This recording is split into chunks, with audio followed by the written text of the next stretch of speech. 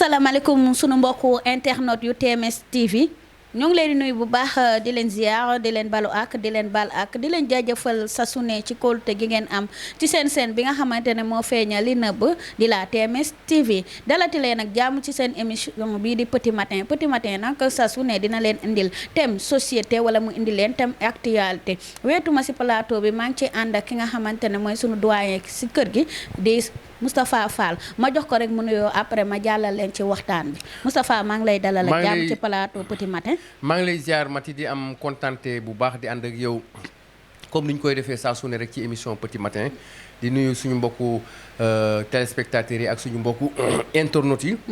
di ziar aussi Alaaji Thierno Moule Sow nga xam ne mooy le khalife général des Guinée ñuy jox opportunité ba ñu mën a vraiment di def émission yu am solo ci la TMS TV. waaw Moustapha ñu ngi lay jaajëfal saa su ne si sa disponibilité saa suñ la soxlaa rek ci plateau petit matin nga ñëw ak xam-xam bu bari bi macha allah yal na yàlla yokku. di ziar nag ki nga xamante ne mooy borom kër gi di Thierno Moule Sow di ko jox wàcc waayam bu baax di ko jaajëfal ci jumtukaayu xarala yim ñu jox bañ mën a àddu nit ñi di ñu dégg.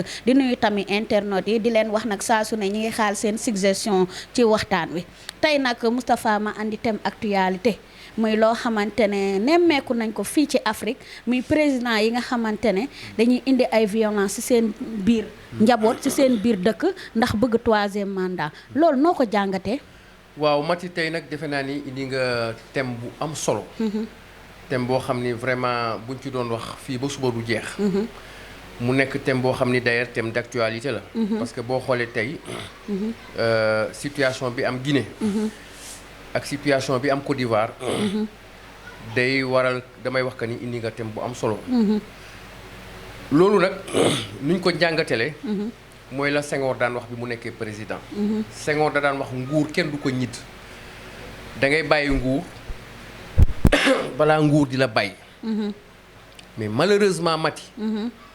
soo xoolee tey suñu président yi nekk en Afrique dama lay jox rek l'exemple du Cameroun nga xam ni seen président bi mooy Paul Biya depuis 40 ans mi ngi ci pouvoir bi mi ngi ci pouvoir bi nga jël tey réew mu mel ni États-Unis nga xam ni ñooñu gën a développé nekk 52 états lu ñu am ci kaw suuf ñoom ñoo ñu ko ëppale. mën nañ wax ni ñoom suñu royuwaay lañ.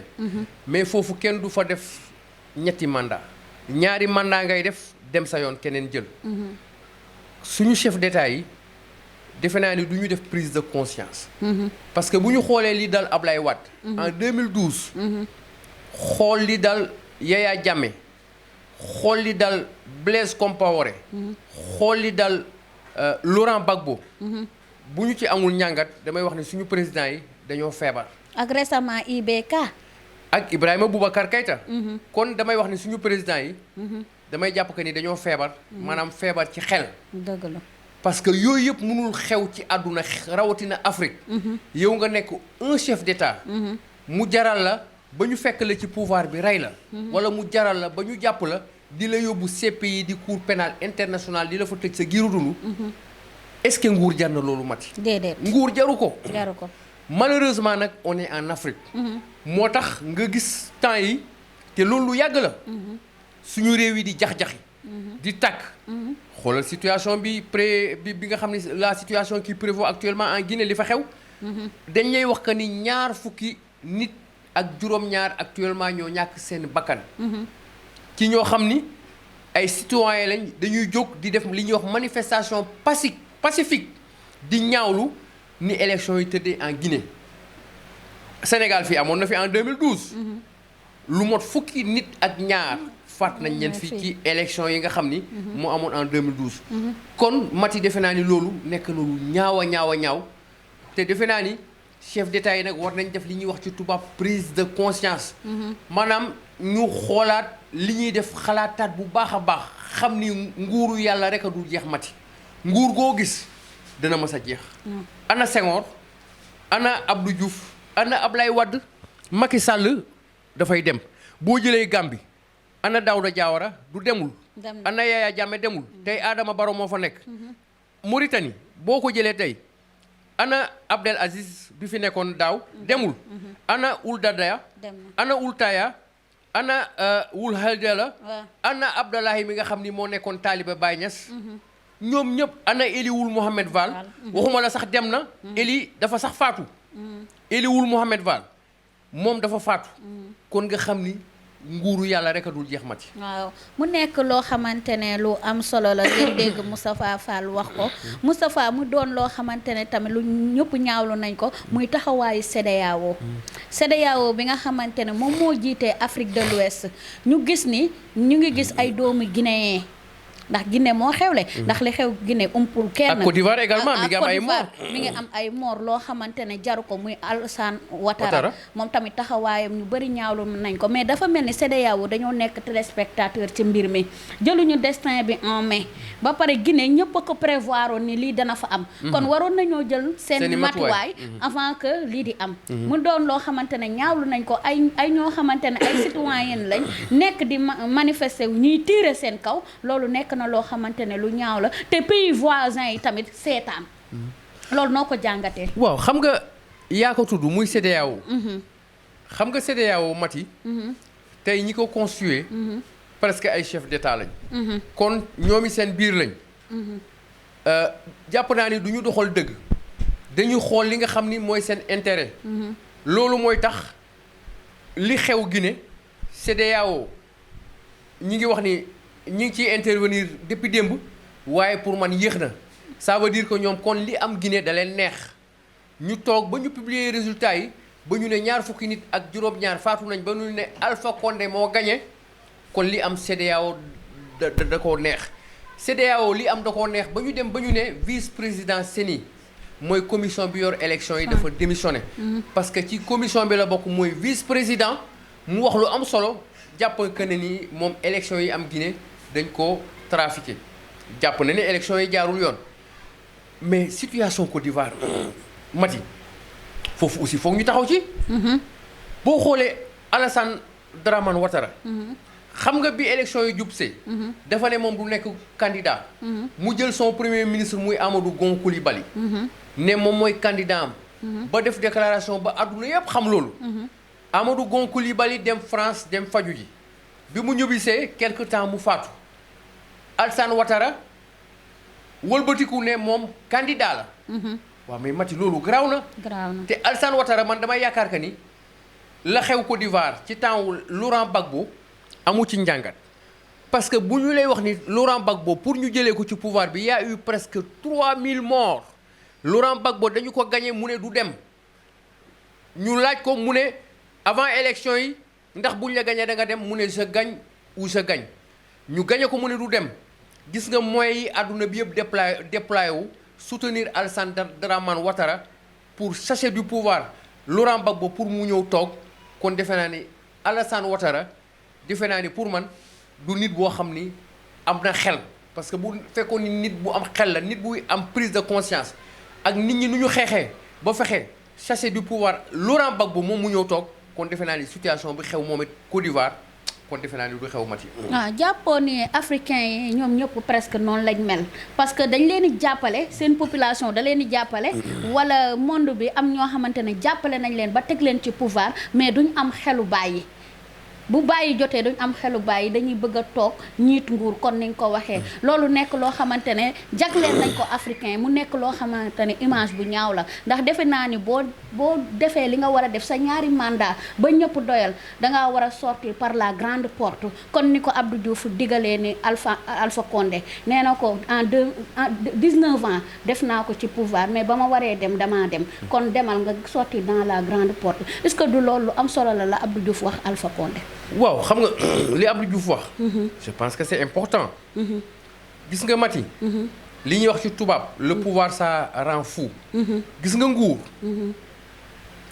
boo ci nekkee neex na neex boo xam ni da ngay dem ba benn moment da ngay yaakaar ni yow fii nga nekk doo ci jóg ba ilaa yu mu din te Mati yàlla bindul ci kaw suuf koo xam ni maanaam da ngay toog foo xam ni éternellement amul mais suñu sëriñ si ñu baax ñi dem nañ sax ñoom ñëpp waxuma la nag nguur guy jeex mais Mati bés a ngi ñëw dañu lay takk ba nga dëgër mais yóbbu la ci armeer ya kon àdduna lu dul jeex amul suñu chef d'état yi nag li ñuy def nii yëpp pour man tayeef la parce que bu ñu la falee li ngay njëkk a def mooy say waa kër ngay njëkk a jël dugal leen ci pouvoir bi ñuy yàq xaalisu réew mi di pasare xaalisu réew mi yow yaa wax IBK sànq. mais xoolal IBK xam nga lu tax ñu gën ko mere. mais am na doom joo xam ni ñu ngi koy wax Karim Keïta. di ko tëkkalee ak Karim Wade.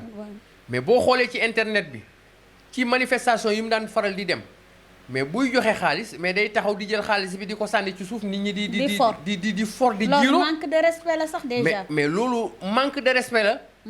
à l'endroit du peuple malien. mais xam nga dañuy wax ni un pays marche à l'image de son patron. maanaam ab réew na muy doxee rek ka jiite réew mi noonu lay doxee. réew na muy doxee bu fekkee ni président bi dafa nekk koo xam ni du bàyyi justice mu doxal yoonam. muy am ay détournement mais Mati ña nekk ci gouvernement ba ak ña dëkk ci réew mi noonu la ñuy fonctionner. loolu moo tax Afrique. xoolal image yi ngay gis en Afrique yëpp muy yàqu-yàqu yëpp parce que suñu chef d'État yi du doon ñëpp nag am na exception mais la majeure partie de nos chefs d'État noonu la ñuy fonctionner moo tax Afrique ba léegi ci ngay gis ay détournement de biens publics Afrique ba léegi ci ngay gis ay coup d'État mais Europe di nga fa dégg coup d'État. doo fa dégg coup d'État ba léegi Afrique rek nga koy dégg Afrique ngay dégg ñu ne la nit détourné na 100 milliards détourné na 50 milliards ci loo xam ne askan ñoo ko moom kon loolu defe naa ni nekk na loo xam ni lu doy waar boo xam ni moo tax nag boo xoolee aussi également Afrique du dem parce que Afrique mënul dem tey tubaab yi duñ leen mës a raw duñu leen mës a raw parce que ñun dañu nekk en retard par rapport à ça te defe naa ni le problème des mandats actuellement réew mu taal tàkk rek 3e mandat moo la tàkk en Afrique. mu mel ni nag Moustapha am na beneen affaire boo xamante ne xew na Guinée. du ma tëj te waxuma ko muy affaire tribaux yi. muy comme ça pël la. kii la. loolu la ñuy wax tribalisme. tribalisme bi. mu nekk loo xamante ne doy na waar tor bu ñu demee ba nga xam ne racisme entre ethnie dafa am si dëkk. loolu pour ñu développer day am problème parce que Cellou Dalein Diallo ñu bëri xam nañ ni pël la mais ki nga xamante ne mooy Alpha Condé moom tamit xeetam bëgg ñoom tamit comme ça pël du leen jiite loolu tamit noo ko gisee. waaw xam nga da nga wax lu am solo. xam nga loolu la ñuy wax indi affaire waaso. dafa dangereux dans un pays. boo xoolee Rwanda. la taxoon réew mi dem ba rayante bu metti am fa. ci diggante Hutu yi la woon. ak Tutsi yi. léegi sax am na beneen 3e ethnie bu fa am ñu leen di wax les Mbatwa ñuy représenter maintenant 1%. loolu presque moo tas Rwanda. yàq pays bi am guerre ñu rayante bu metti waa affaire waaso yooyu bu fekkee ni yeneen réew yi aussi ñu ngi koy dugal ci seen réew mais loolu c'est dangereux. loolu mën na tas réew ci ay secondes affaire waaso dafa nekk Mati ñu koy wax ci tubaab affaire tribalisme. parce que dama lay jox ñaari exemple soo jëlee lu mel ni Mali Guinée ak Mauritanie dañ lay wax ni Guinée pël Fuuta yi ñoo fa ëpp mais du ñu mës a jiite. waaw loolu moo fa am. nga dem Mauritanie ñu ne la naar yu ñuul yi ñoo fa ëpp ak tukulóor yi mais du ñu mës a jiite. naar yu xees yi ils sont minoritaires. bëriwuñu mais loolu dañuy wax ni àdduna dëgg rek mooy mujj gis nga loolu Mati du wéy. te dafa am lu ñuy wax ci tubaab des signes avant-coureurs loo xam ni mi ngi suñu kanam tàkk-tàkk boo xam ni ñu ngi ko seen muy ñëw ñuy seetaan di jël essence di ko ci sotti bu yàggee tàkk-tàkk bi defe naa ni danañu laal dëkk bi yëpp gis nga lii di xew dans la sous-région dana buñ ci waxul dana dem ba dana laal Sénégal dana laal Gambie dana laal Mauritanie xoolal Afrique de l'Ouest actuellement xoolal violence bi am actuellement au Nigeria booboo gën a tartan y a eu combien de morts. violence actuellement en Guinée.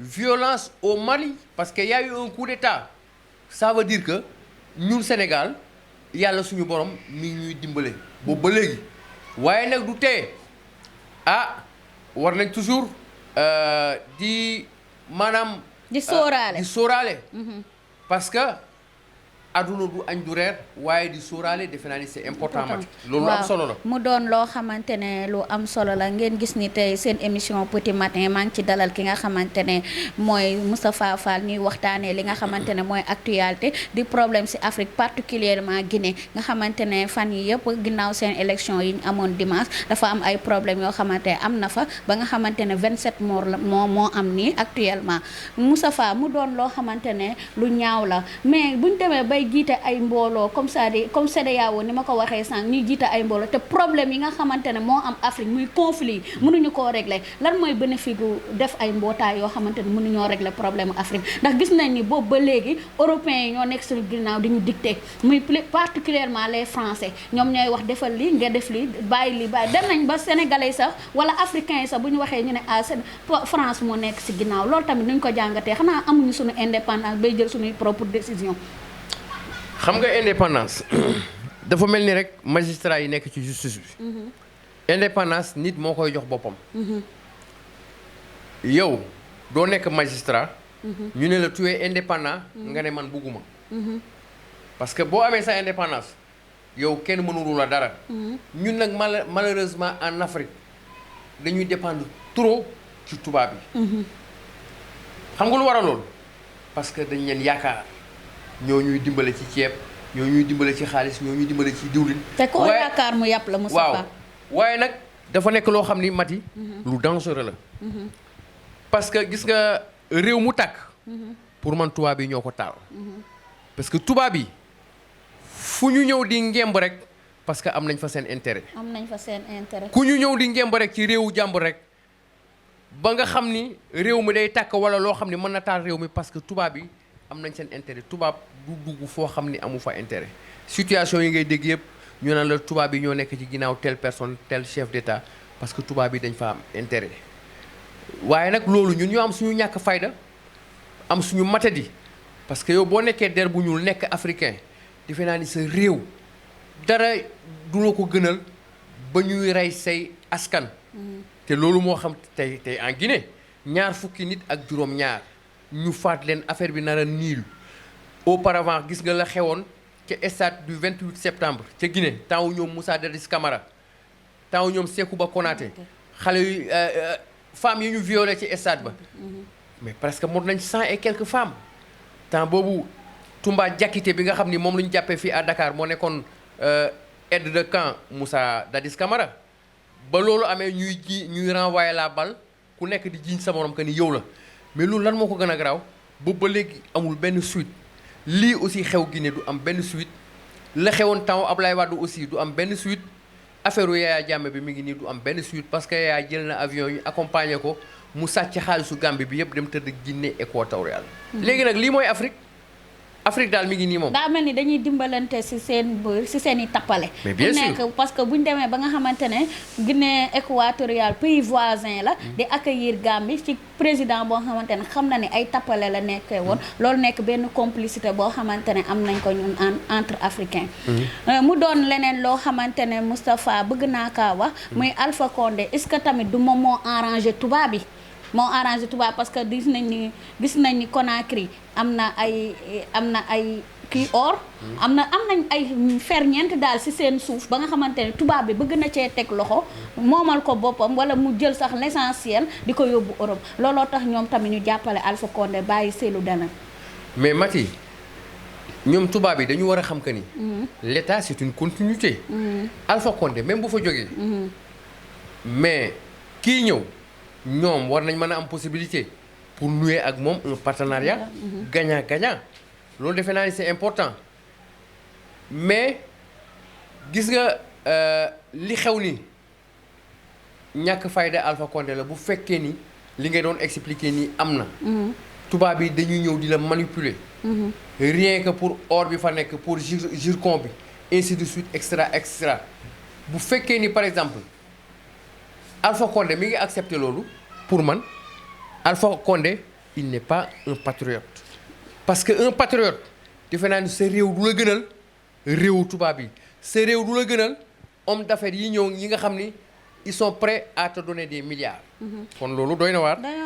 Moustapha boo gisee ma wax loolu c'est une question rek boo xamante ne pour leeral ndax dañoo gis ni Sékou Touré mës na ko wax ne tubaab bi kiñ ne baaxul boo seetee bisi bi moom moo baax ci africain yi yaa may dégg bu baax kiñ ne baaxul moom mooy baax pour le peuple kiñ ne bon na yenn saay moom mooy bon pour peuple bi Sékou Touré mës na ko wax te ancien de Guinée la looloo tax ma indi débat boobu mais parce que xam nga suñu réew mi muy Sénégal di Afrique c'est-à-dire bëgguñ kuy liggéey kuy tappale la ñu bëgg kuy détourner la ñu bëgg mais Mati xoolal bu ñu falee nit tey au lieu ñuy xalaat bu demee ba di fa jógee ba ñu war ko defal bilan mais da ngay gis dañuy kontaan di tëgg ka fecc parce que xam nañ ne ma nga jëm foo xam ni lekkukaay la xam nañ ni ma nga jëm foo xam ni ay mbokkam ay xaritam war nañoo tiit war nañoo dem tibb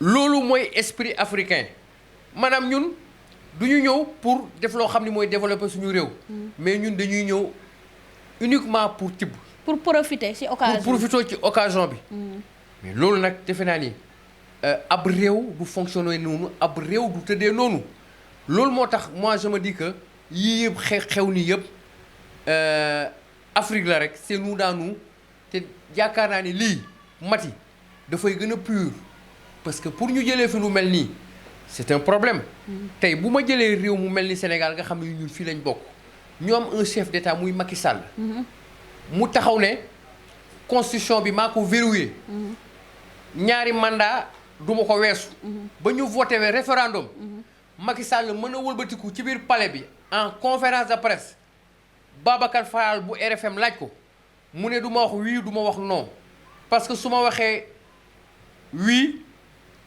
ña ma àndal ci gouvernement bi dootuñu liggéey su ma ne non ñu ne damaa bëgg un troisième mandat mais loolu c'est un problème te nit nag amul lu dul kàddoom te Macky Sall dañ koo naw c'est un chef d'État dafa war a xam ni moom il n'est pas indispensable bañ koy fal ñun suñu ay carte dañ koo fal am yaakaar ci moom sanctionner Ablaye Wade parce que Ablaye Wade dafa bëggoon a taal réew mi ñu ne ko loolu du am fexe ba def troisième mandat conseil constitutionnel validé loolu ñu ne ko aha nañu dem bu ñu demee ci urne yi ñu sanctionné la kon Macky Sall la mu waxoon ca kaddu ga c'est-à-dire le pays n'appartient pas à Ablaye Wade ni à Macky Sall ni à Moustapha Fall constitution la réew mi ñun ñëpp ñoo ko bokk waxoon na ni day def 2 mandats pour man Macky Sall doit faire 2 mandats leneen lu mu ci def nag mën na indi problème ci réew mi parce que defe naa ni Macky Sall kenn waru koo gën a bëgg Sénégal rawatina moom mi nga xam ni chef d'État la bés bu ne mi ngi def ay effort di indi ay partenaires tubaab ñuy defar ay autoroute indi fi terre kon defe naa ni Macky war na fexe buy jóge fi am woy wu rafet génn par la grande porte bañ a génn par la petite porte waaw macha allah mu doon waxtaan boo xamante ne amoon na solo lool mu doon actualité bi nga xamante ne moom moo am muy affaire troisième mandat ak problème yi nga xamante ne nemmeeku nañ ko Afrique particulièrement en Guinée Moustapha ma jox la rek nga tàggatoo ndax li ñu joxoon ci minute jeex na waaw Mati di la remercier di la jaajëfal bu baax a baax ci thème bi nga indi mais également ci yeneen thème yi ngay indi Petit Matin nag vraiment nekk na émission bu am solo boo xam ne àdduna yëpp dañ koy seetaan dañ ciy profité vraiment di nuyu suñu mbokku internautes yi suñu mbokku téléspectateurs yi ñu seetaan dans le monde entier di nuyu aussi association Thierno Moulé Sow yi nekk Europe ak yi nekk fii Sénégal di ziare encore Alaaji Thierno Moulé Sow di ko jox wàccuwaayam di nuyu aussi sëñ Moustapha borom Taïf bi nga xam ni moo nekkoon ci caméra bi parce que lii ñuy def nii lu am importance la waaye bu fekkul woon caméraman bi fa nekk kon defe naa ni lii lépp du am kon suñu mbokk yi lii bu mënee am Moustapha borom Taïf moo nekk ci gannaaw ñu ngi koy ziar bu baax a baax di ziar également waa TMS TV nga xam ni ñi ngi fii ci kër gi di leen jox daje suba même heure même fréquence. waaw incha allah kon ni nga ko waxee di leen jox dig daje ba suba incha allah di remercier ki nga xamante ne mooy équipe Kara 221 rawatina ki nga xamante ne moo nekk ci xarala bi macha allah neex a liggéeyal macha allah borom Taïf nga xamante ne buy tourner da lay mettre à l'aise te loolu lañ soxla ñun journalistes yi complicité boobu am na entre les techniciens ak journalistes yi. di sant bu baax di gërëm bu baax ñëpp di leen wax dig daje ba suba incha allah ñu ñëwaat ak yéen ci beneen numéro.